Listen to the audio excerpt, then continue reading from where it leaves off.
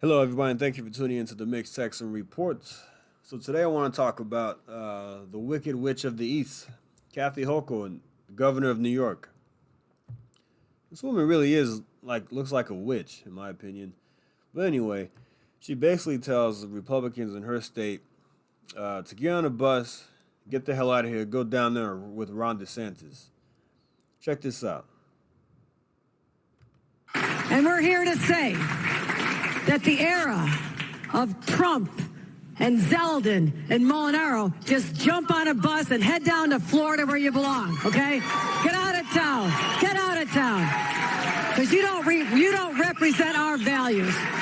You are not New Yorkers. She's telling people to you Trumpers, Lee Zeldin people, get on a bus, get out of here. You don't belong here. You don't represent our values in New York. She's talking to 5.4 million Republicans in the state. Check this out from the New York Post. 5.4 million Republicans. She's basically telling them to leave the state. So let's go with this article a little bit here. New York State has already lost 1.5 million residents in the past decade, and 350,000 New Yorkers relocated during the 12 pandemic-plagued months leading up to July 2021. That doesn't include what we've seen from that point to now, which I'm sure many more have left the state. So, the Big Apple is yet to recover its pre-pandemic employment levels, coming in roughly 300,000 jobs below the February 2020 mark as of July. 2+ years of pandemic-induced remote work have only accelerated the trend of New Yorkers seeking better and/or cheaper opportunities elsewhere. So, and a lot of people that are leaving New York are high-dollar earners. Check this out. According to recent IRS data, the average income of the Empire State out migrants topped $100,000 in 2020. This is bad for New York's bottom line, especially as the state spending and deficits continue to increase. And look at this. 45,000 New Yorkers left from New York to go to Florida between 2019 and 2020. And like I said, that number has probably accelerated in the years since then. So from 2020 to 2022, you've probably seen a lot more people leaving New York to go to Florida. We hear about all the time how these New Yorkers are coming to Florida, and it doesn't look like they're turning the state blue. Florida is, in my opinion, in the opinion of many others, trending more red. So,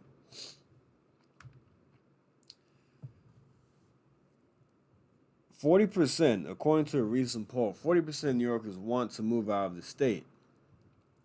So, as a governor, you're not supposed to alienate a certain party.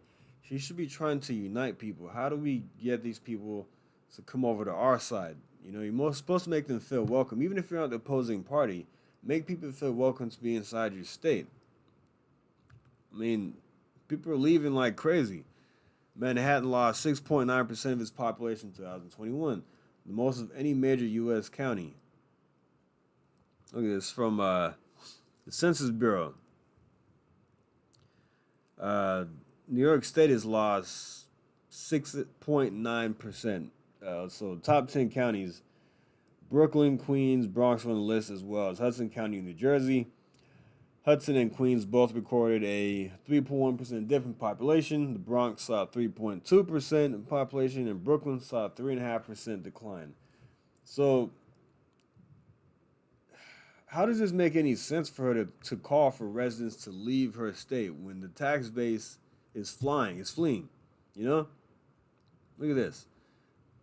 20 top finance and tech firms in NYC are on the verge of leaving for Florida, with more to follow if Empire State imposes a new $7 billion tax package. This is from 2021. So it says here that Goldman Sachs is considering leaving, which I looked into it and they decide to stay inside New York City, which is fine.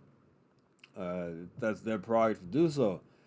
But there are plenty of other companies who decide to pack up and get the hell out of New York City. So here goes. Billionaire Carl Icahn recently decided to relocate his asset management firm from Manhattan to Florida, and Ken Griffin's Citadel Group reportedly plans to open an office in Miami next year, now 2022.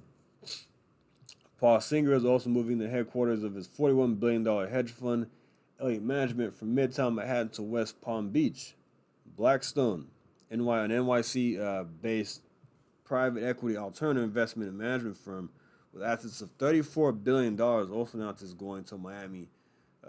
Open office in Miami. So as you see, these places are leaving New York, and she's telling people to get out of her state.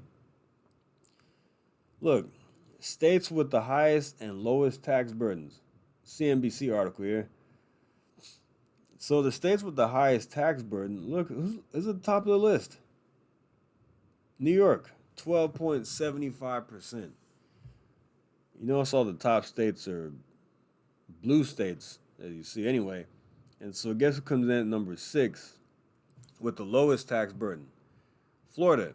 So, of course, people are going to leave New York State for Florida.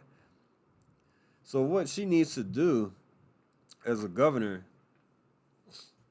is tell people, hey, come back to New York. We're going to make this place a better place for people to live and do business. We're going to cut taxes. We're going to cut some regulations. We're going to clean up the crime that's in New York City. As governor, she has the powers to remove Alvin Bragg, the Soros-backed far-left lunatic district attorney in Manhattan. She has the powers to do so. So like I said, she needs to come out and say a few things. Look, people are leaving the state of Florida in droves. People are leaving the state of New York, going to Florida in droves. So what can we do to stop that, to bring people back or to keep people from leaving? Let's cut taxes. Let's make this a more business-friendly environment. Let's cut taxes for the middle class as well. Let's be a more affordable place to live. Put more money in your pockets. Let's invest in our state. Let's clean up the crime in New York City. Let's get rid of Alvin Bragg today. That's how you keep people in New York City, in New York State. You want people to come back and visit your state. You want people to move in your state. That's how you do. You don't tell people to leave. And so you're basically going to have a state full of far left loons. I'm not saying they'll all be that way, but yes, I get that there are a lot of people on the Democrat side that are, high income earners that have, high tech, degrees or anything like that, in the tech industry and stuff like that. And they bring a lot of money to the state. But you have people that, like police officers, firefighters, who are very conservative. And those people are going to leave the state, and you'll have a public safety sector. So there you go. So this is a bad move. It's clear that these people hate you. It doesn't stop there, really. So I'm not sure if you saw this. Charlie Crist, who is Ron DeSantis' opponent in Florida for governorship, basically says, well, he does say, I don't want your vote. Check this out. What do you say to the Floridians who buy into, who support the governor and his policies? Those who support the governor should stay with him and vote for him, and I don't want your vote. If you have that hate in your heart, keep it.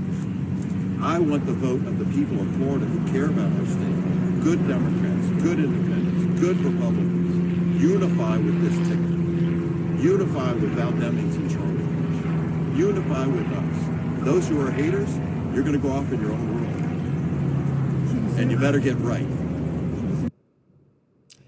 So those who voted for, who are voting for the governor, he doesn't want your vote.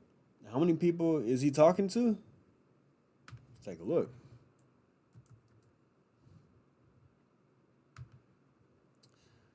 So he's telling people not to vote for him who are voting for DeSantis. Now, 2018, the governor received over 4 million votes, and I'm predicting that number is going to be much higher. I think he's going to get about 5 million votes, maybe more this upcoming election. He could very well get a million more votes than he got last time. I think he's going to beat this guy into with the poll.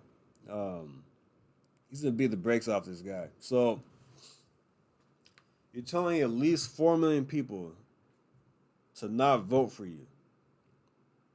I mean, these people are so divisive, it's not even funny. You know, so they don't want your vote. They don't want you to live in their state.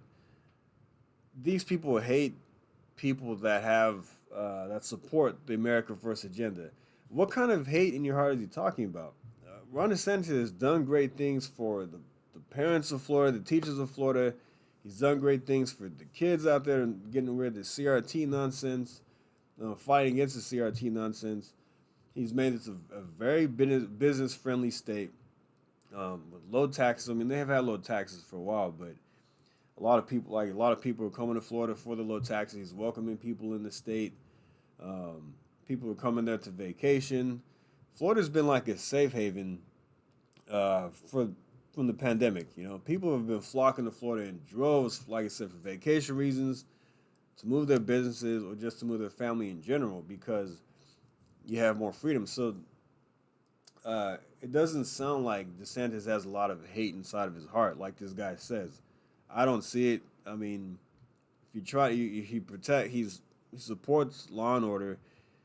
I believe all the law enforcement, the guys, they got $1,000 checks from the governor, from the governor's office. Is a show of support for what they've been doing. So I don't see where this guy has all this hate in his heart. I mean, he's a supporter of Ron DeSantis. You know, outside of Trump, he is the next best thing. So, but at the same time, you also want to keep him down in Florida and continue to make that state a safe haven from the loony left. So, Florida's always an option for you. If you know, I'm in Texas. I love Texas, and we are a red state. We're not a battleground state like some of these idiots say. Hey, but if things worse comes to worse, there's always Florida to go to. So, yeah. Anyway, I'm going to end the video right there. Thanks for listening. Like and subscribe, and I'll see you next time. Thank you. Take care.